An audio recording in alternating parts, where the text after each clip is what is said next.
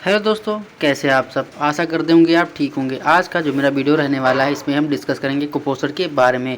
मल न्यूट्रिशन क्या होता है। अच्छा, आप स्पष्ट कर पा रहे होंगे कुपोषण क्या होता है। कुपोषण ये होता है कि अगर हमको खाने की ज़रूरत है, पर्याप्त खाना हमको संतुलित आहार नहीं मिल पा रहा है, तो उसकी वजह से हमारे शरीर में ऊर्जा की कमी होगी। तो जब ऊर्जा की कमी होगी तो उससे हमारा शरीर विकास नहीं कर पाता, ना तो शारीरिक विकास ना तो मानसिक विकास। तो उसे हम कह सकते हैं कि हम कुपोषण की श्रेणी के अंतर्गत आते चले जाते हैं। आप पहले स्क्रीन पर देख पा रहे हैं, यहाँ पर एक आपको हम एक फिगर दिखा रहे हैं। इस फिगर से आप क्या समझ पा रहे हैं। देखो, ये बच्चा है, ठीक है, उसके फादर उसको गोद में लिए हुए हैं। तो क्या है, इसके फादर की भी देखो हड्डी दिख रही हैं, चेहरे पे झुर्रियाँ हैं, और बेबी की देखो रिब्स दिख रही हैं, पसलियाँ दिख रही हैं। तो ये बच्चा क्या है, कुपोषित है। साथ में उसके फादर भी कुपोषित हैं। देखो, जो कुपोषित होता है इसका जो मेन जरिया है कुपोषण का, वो होता है गरीबी। ठीक है, जब बच्चा गरीब होगा, जब बच्चे की फैमिली की आर्थिक स्थिति सही नहीं होती है, तो बच्चा वहाँ पर कुपोषित हो जाता है। क्योंकि अगर उसको पर्याप्त भोजन नहीं मिल पाएगा तो शरीर में उसको आवश्यक ऊर्जा की जो पूर्ति होती है वो नहीं हो पाएगी, जिससे उसका शरीर कुपोषित हो जाएगा। चलिए आते हैं आपसे वापस अपने टॉपिक पे। अगर हमारे चैनल पे आज नए हैं तो प्लीज़ हमारे चैनल को लाइक करिए, शेयर करिए, सब्सक्राइब करिए अगर आपको वीडियो अच्छी लगती है तो। जैसा कि यहाँ लिखा है, शरीर के लिए आवश्यक संतुलित आहार के लंबे समय तक नहीं मिलना ही कुपोषण है। क्या कहना है कि अगर हमको शरीर में कोई संतुलित आहार नहीं मिल पा रहा है तो वो हमारा क्या होता है, कुपोषण का शिकार माना जाता है। ठीक है, कुपोषण के कारण बच्चों के और महिलाओं की रोग प्रतिरोधक क्षमता कम हो जाती है। अगर कुपोषण है कोई बच्चा या महिला, तो उसको क्या है, उसकी जो रोग प्रतिरोधक क्षमता होती है, रोगों से लड़ने की जो क्षमता होती है वो कम हो जाती है, और बच्चा या महिला लगातार बीमार रहती है, जिससे वे आसानी से कई तरह की बीमारियों के शिकार बन जाते हैं। अतः कुपोषण की जानकारियाँ होना अत्यंत ज़रूरी है। कहने मतलब कुपोषण से आपको तमाम प्रकार की बीमारियां आ जाएंगी, नींद आएगी, ठीक है, सुस्ती आएगी, मांसपेशियों में दर्द रहेगा, टेंशन रहेगी। दुनिया भर का कुपोषण का कारण होता है।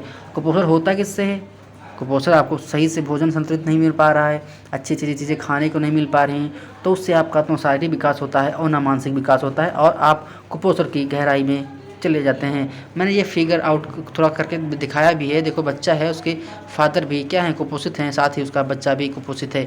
अब देखेंगे कुपोषण के लक्षण क्या होते हैं, जो सिम्टम्स होते हैं, मल न्यूट्रिशन के सिम्टम्स क्या होते हैं, कुपोषण के लक्षण क्या हैं।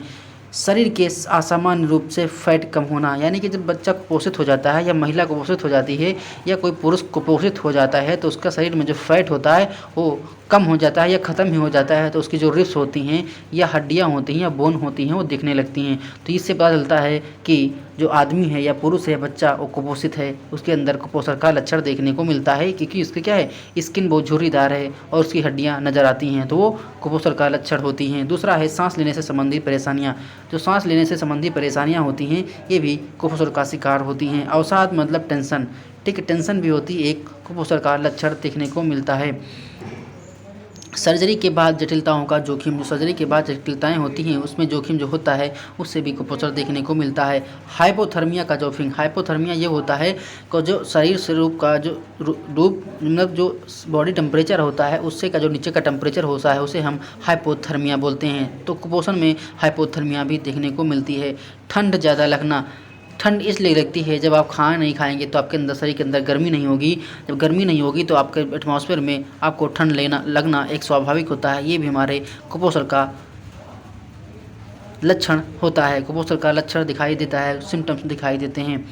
चोट, संक्रमण या अन्य बीमारी ठीक होने में ज़्यादा समय लगता है। कहने मतलब अगर आप चोट हो गए हैं या आपकी किसी प्रकार की दुर्घटना हो गई है या आपके घाव हो गया है, तो वहाँ पर अगर आप कुपोषित हैं तो उस घाव को भरने में काफ़ी समय लगता है। क्योंकि आपके अंदर अगर मान लो घाव को भरने में सहायक हमारा विटामिन के होता है, ठीक है, अगर आपके शरीर में विटामिन के की कमी है तो वो घाव बहुत देर में भरेगा। ये आपको देखने को मिलेगा कुपोषण के लक्षण में। सेक्स ड्राइव में कमी, जो यौन संबंध बनाने की क्षमता होती है उसमें भी इस चीज़ की कमी देखने को मिलती है। प्रजनन क्षमता में कमी, यानी कि बच्चे पैदा करने में भी आपको तकलीफ होगी, ये भी लक्षण दिखाई देता है कुपोषण होने में। थकान या उदासीनता या चिड़चिड़ापन, मैंने बोला जब जिसके शरीर में काम करने की ऊर्जा नहीं होगी वो थक जाएगा, उदासीन रहेगा, चिड़चिड़ाएगा, गुस्सा करेगा हर बात पे, क्योंकि उससे क्या है, उसे करने का मन नहीं है लेकिन आप उसे काम करने के लिए बोलेंगे तो चिड़चिड़ा जाता है, उसको गुस्सा आ जाती है, तरह तरह की प्रकार की वो बातें करने लगता है। तो इस प्रकार की ये होते हैं हमारे लक्षण जो कुपोषण में देखने को मिलते हैं। अब हम देखेंगे कुपोषण से होने वाली बीमारियाँ कौन कौन सी होती हैं। क्वाशरियोरकर सबसे मेन जो बीमारी होती है क्वाशरियोरकर और मरासमस, ये दो बीमारियां बहुत ज़्यादा देखने को मिलती हैं। कुपोषण बच्चों में सबसे ज़्यादा ये बीमारियां देखने को मिलती हैं। जो क्वाशरियोरकर होता है ये हमारा प्रोटीन की कमी से होता है, और जो मरासमस सूखा रोग होता है ये भी प्रोटीन की कमी से होता है। तो दो रोग हमारी प्रोटीन की कमी से देखने को मिलते हैं, क्योंकि ये कुपोषण के सबसे अधिक बीमारी होने वाले माने जाते हैं। क्योंकि कुपोषण से जो सबसे ज़्यादा बीमारियां देखने को मिलती है और मरासमस और सूखा रोग होता है। ये हमारे कुपोषण की सबसे तीव्र गति वाली बीमारी होती हैं। ठीक है, नेक्स्ट क्या है? नेक्स्ट है आँखों पर प्रभाव। अगर आप कुपोषित हैं, आपके अंदर कुपोषण है, तो आपकी आँखों में जो रोशनी होगी, जो आपको देखने की क्षमता है वो कम हो जाती है। फिर रिकेटस वही सूखा रोग हो गया, ऑस्टियोमलेशिया हो गई, टिटनी हो गई। टिटनी एक बीमारी होती है, ये भी देखने को मिलती है। ठीक है, फिर ऑस्टियोपोरोसिस। ऑस्टियोपोरोसिस मतलब हड्डियों में खोखलापन आ जाता है। जब आपके अंदर ऊर्जा नहीं होगी तो आपके शरीर की सज्जी जो चीज़ें होंगी, मतलब बोन्स होती हैं, हड्डियां होती, वो कमज़ोर हो जाएंगी, क्योंकि आपको पर्याप्त मात्रा में कैल्शियम नहीं मिल पा रहा है, इसलिए आपकी हड्डियां जो हैं वो खोखली हो जाएंगी। ऑस्टियो माने हड्डी होता है, पोरोसिस माने छिद्र, यानी हड्डियों में छिद्र हो जाएगा। तो ये बीमारी जो होती है वो हड्डियों से रिलेटेड होती है, उसे हम ऑस्टियोपोरोसिस बोलते हैं। फिर नेक्स्ट हमारा बेरी। ये विटामिन बी की कमी से बेरी रोग होता है। अच्छा, कुपोषण का ये सीधा सा आप मान लीजिए कि कुपोषण, अगर हम भोजन संतुलित आहार नहीं लेंगे तो हमको कुपोषण हो जाएगा। सीधा ये बात मान के चलिए कि कुपोषण केवल कम खाने या संतुलित आहार न लेने से कुपोषण होता है। और कुपोषण से होने वाली बीमारियां हम बता रहे हैं, लक्षण हमने बता ही दिया। अब हम देखेंगे अगला बीमारी क्या है। अगली जो बीमारी है वो है पेलाग्रा जो रोग होता है वो नियासिन की कमी से होता है। ये मैंने विटामिन वाले चैप्टर में कराया है कि कौन सा कहाँ पर होता है। नेक्स्ट हमारा है घेंघा रोग। क्या है? घेंघा रोग। फिर है बौनापन। कभी कभी बच्चों में संतुलित आहार होने से उनके शरीर में तीव्र ऊर्जा नहीं मिल पाती, जिससे उनका जो शरीर होता है वो बौनापन हो जाता है। उनकी शरीर में लंबाई में वृद्धि नहीं होती है, क्योंकि उनको पर्याप्त मात्रा में ना तो भोजन मिल पा रहा है, ना संतुलित आहार मिल पा रहा है। तो उनसे क्या होगा? उनमें शरीर में शारीरिक वृद्धि नहीं होगी और उनमें बौनापन देखने को मिलता है। एक बीमारी होती है मैक्सोडीमा, दूसरी होती है रक्तहीनता में क्या होता है? अगर हम पर्याप्त मात्रा में विटामिन नहीं लेंगे तो हमारे शरीर में एनीमिया रोग हो जाता है, रक्त अल्पता हो जाती है। तो ये भी हमको देखने को मिलता है। फिर है विटामिन सी की कमी से स्कर्वी रोग होता है। ये हमारी स्कर्वी रोग विटामिन सी की कमी से होता है। तो इससे अच्छा है, अगर आपको इस चीज़ों से बचना है तो आप ज़्यादा से ज़्यादा हरी पत्ती सब्जीदार खाइए, ज़्यादा मात्रा में कार्बोहाइड्रेट लीजिए, वसा लीजिए, प्रोटीन लीजिए, विटामिन ले लीजिए। इससे आपके संतुलित आहार में मात्रा बनी रहेगी और आप कुपोषण होने से बच सकते हैं। अब देखेंगे कुपोषण के कारण क्या क्या होते हैं। कुपोषण एक विश्वव्यापी समस्या है। पर्यावरण, आर्थिक और चिकित्सीय स्थितियों में वजह से हो सकती है। यानी कि पर्यावरण से भी कुपोषण हो सकता है। आर्थिक स्थिति से कैसे हो सकता है? आर्थिक स्थिति से ऐसे हो सकता है कि आपके घर में पैसा नहीं है खाने का, तो आप खाएंगे या फिर आपकी जो ज़रूरत वाली चीज़ें हैं वो लाएंगे। इसलिए आर्थिक जो स्थिति होती है वो भी कुपोषण का बहुत बड़ा कारण मानी जाती है। कि जो गरीब बच्चे होते हैं वो वही ज़्यादा कुपोषित होते हैं, क्योंकि उनको पर्याप्त मात्रा में ना तो भोजन मिल पा रहा है और ना पर्याप्त मात्रा में उनको दैनिक चीज़ें जो चाहिए वो नहीं मिल पाती, इसलिए गरीब घर के बच्चे ज़्यादा कुपोषित देखने को मिलते हैं। पर्यावरण से मतलब ये है कि प्रदूषण से भी हमारा शरीर कुपोषित हो जाता है, और चिकित्सीय स्थितियों से वजह से हो सकती हैं जो मेडिकल में हमारी होती हैं, उन स्थितियों से, उन पोजिशनों से भी हम कुपोषण का शिकार हो जाते हैं। हम देखेंगे कुपोषण के सामान्य कारणों में शामिल क्या है।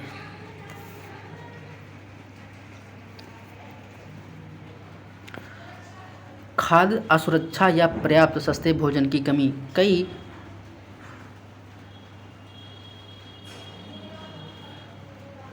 कई अध्ययन में विकासशील और विकसित दोनों देशों में खाद्य असुरक्षा और कुपोषण में संबंध पाया गया है। कहने मतलब कभी कभी खाने में जो असुरक्षा होती है, यानी कि अच्छा खाना नहीं देना, मतलब खाने की जांच नहीं करना, ऐसे ही बना देना, कहीं पे उल्टा सीधा खाना खा लेना, तो खाद्य जो असुरक्षा होती है उसमें भी कुपोषण का सीधा संबंध देखने को मिलता है। मतलब अब आप देखो कहीं कहीं ऐसा होता है कि जो गेहूँ होता है उसमें साफ़ सफाई नहीं है, कहीं कीड़े मकोड़े पड़े हैं और आप उसको पिसवा लाए और उसको खा लिया रोटी बना के, तो क्या है वो खाद्य असुरक्षा के अंतर्गत आती है। यही आप मान लीजिए अगर पत्तेदार कोई सब्जी होती है, खेतों में किसान कीटनाशक दवाइयाँ डालते हैं उसको रोग से बचाने के लिए, तो कीटनाशक दवाई भी हमारे खाद्य असुरक्षा के अंतर्गत आ जाती है। उसको ध्यान में नहीं रखा जाता, इसलिए उसको खाने से हमारा शरीर में साइड इफेक्ट हो सकता है और हमारा शरीर कुपोषित हो सकता है। पोषक तत्वों के अवशोषण के साथ पाचन संबंधी समस्याएं। ऐसी बीमारियां जो कुपोषण का कारण बनती हैं, जैसे कि क्रोहन रोग, सिलेक रोग और आंतों में बैक्टीरिया आदि वृद्धि, ये हमारी होती हैं पोषक तत्वों के अवशोषण के साथ जो पाचन संबंधी बीमारियां होती हैं उनका देखने को यहाँ पर मिल रहा है। बहुत ज़्यादा शराब पीना, शराब ज़्यादा पीने से प्रोटीन, कैलोरी और सूक्ष्म पोषक तत्व की अपर्याप्त खपत होती है। यानी कि बहुत लोग जो शराब पीते हैं, ठीक है, उनके अंदर जो प्रोटीन और कैलोरी और सूक्ष्म माइक्रो न्यूट्रिएंट होते हैं, उनकी जो अपर्याप्त खपत होती रहती है। ठीक है, ऐसी सिचुएशन में वो लोग कुपोषण का शिकार होते जाते हैं। फिर है मानसिक स्वास्थ्य विकार। इसमें क्या है, अवसाद और अन्य मानसिक रोग कुपोषण के खतरे को बढ़ा सकती हैं। एक अध्ययन में पाया गया है कि स्वस्थ व्यक्तियों की तुलना में अवसाद से पीड़ित लोगों में कुपोषण की वैधता 4% अधिक थी। यानी कि जो अन्य लोग हैं उनसे जो अवसाद में पीड़ित लोग हैं उनमें जो कुपोषण देखने को मिलता है वो 4% ज़्यादा होता है। अवसाद मतलब रोगों से ग्रसित, ठीक है, टेंशन, एंजाइटी, इन सब चीज़ों से तुलना की जाए तो उनमें 4% जो कुपोषण होता है वो ज़्यादा देखने को मिलता है।